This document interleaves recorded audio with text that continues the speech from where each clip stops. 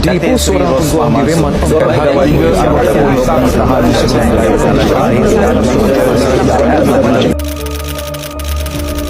oleh Suruhanjaya Pencegahan Rasuah Malaysia SPRM. Kedua-dua mereka ditahan semalam bagi membantu siasatan kes dakwaan rasuah. Untuk perkembangannya kita bersama wartawan Winsla Santiran. RM1 berkaitan tender perkhidmatan perikanan Kementerian untuk pada 2018.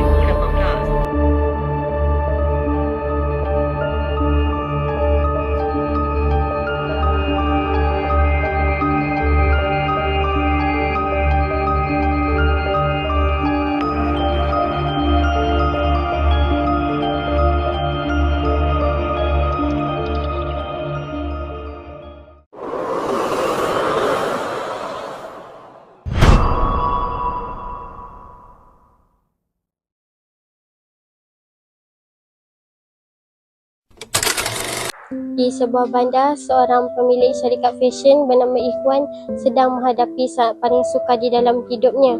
Syarikat yang dibina dengan penuh usaha kini hampir muflis. Dalam keadaan tertekan itu, dia menerima panggilan daripada ibunya yang sedang sakit di kampung. Tekanan hidup mula menghimpit dirinya dari setiap arah.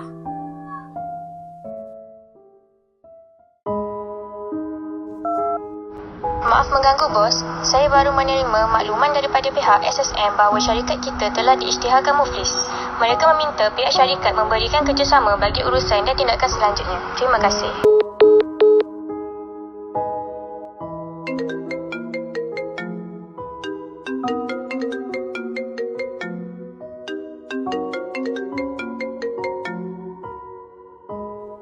Hello, Ma. Hello, Abang. Kenapa? Mama kat hospital ni.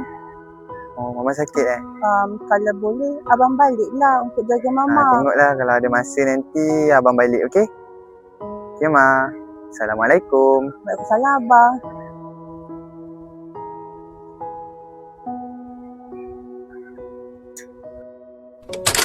Ketika Ikhwan sedang memikirkan jalan penyelesaian, muncul seorang lelaki bernama Samad. Dia menawarkan kerjasama perniagaan yang mampu memberikan keuntungan yang besar. Namun keuntungan itu datang daripada jalan yang salah dan melanggar undang-undang. Pada mulanya, Ikhwan masih mempunyai prinsip dan menolak tawaran tersebut.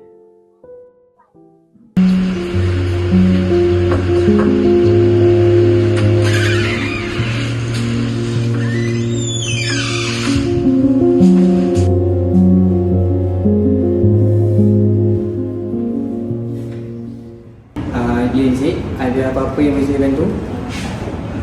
Okey, macam ni Encik Kuan. Saya Muhammad Samad bin Ali. Saya datang daripada syarikat Samad Foundation Sdn Bhd. Saya sebenarnya kat sini nak buat projek. Projek ni berjuta-juta lah Kuan.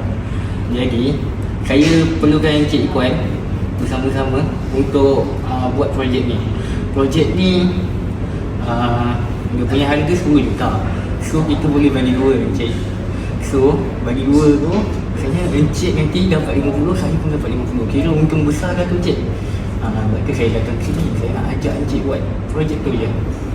Bukan saya tak nak Encik, tapi masalahnya syarikat saya pun dah bergerak Encik. Macam mana?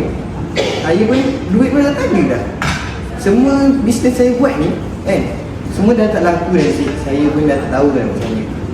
Sebab tu saya cakap Encik, inilah salah satu jalan untuk Encik naikkan balik syarikat Encik ni. Sebab tu saya suruh Encik ikut je saya. Encik ikut je saya boleh naikkan syarikat Encik ni balik bankrupt. Saya boleh pulihkan balik bankrupt Encik ni. Minta maaf Encik Samad, saya dengan keputusan saya sendiri, saya memang tak dapat join lah Encik Samad. Saya betul-betul minta maaf Encik Samad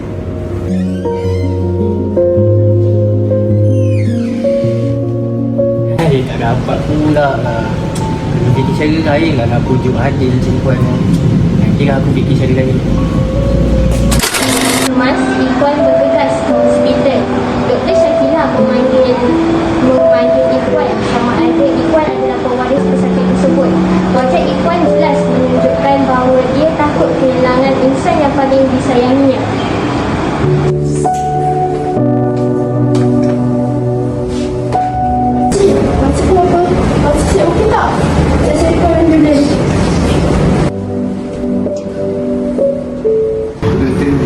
boleh tak apa penyakit mak saya doktor? Saya betul-betul nak tahu.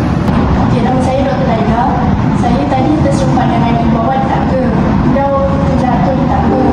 Jadi setelah sebuah pemeriksaan terhadap ibu awak, dia dapati menghidap sakit jantung.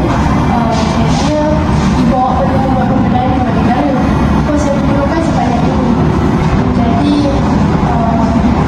kata saya awak perlu bukan gula, awak mahu pergi ke negara ataupun pembedahan yang dilakukan di sini. Pada kesenian, dia memikirkan nyawa ibunya. Ketika itu, dia teringat akan wang yang diberikan oleh Samad. Demi menyelamatkan nyawa ibunya, dia menerima tawaran tersebut dan menelefon Encik Samad.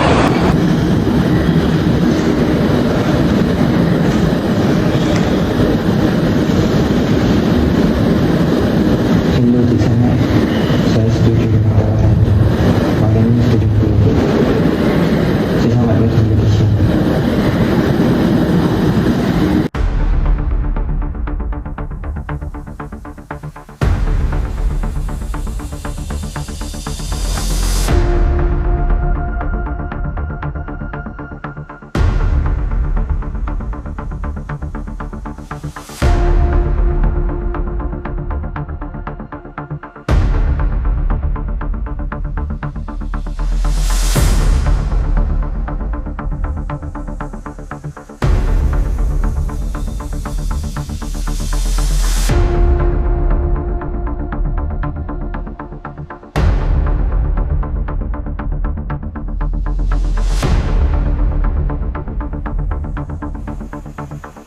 Assalamualaikum Cik Kuan, anda ditahan kerana memberi rasuah.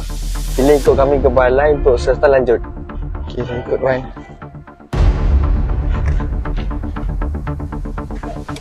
Di dalam penjara, Irfan mula menyesali segala perbuatannya.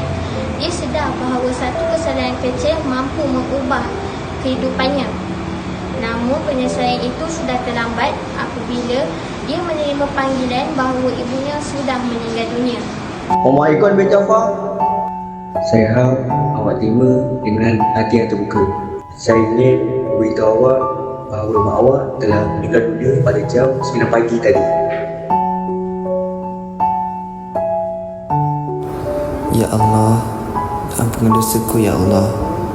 Aku benar menyesal atas apa perbuatanku ini ya Allah. Ya Allah, Kau dengarkanlah suaraku ini ya Allah. Aku lupa segala rezeki yang haram pasti ada balasannya. Mama, maafkan abang, Ma. Abang tak ada, tapi Mama sakit. Abang betul-betul menyesal, Ma, atas perbuatan abang. Sekarang ni, abang dah hilang Mama dah. Abang dah hilang orang penting dalam hidup abang, Ma.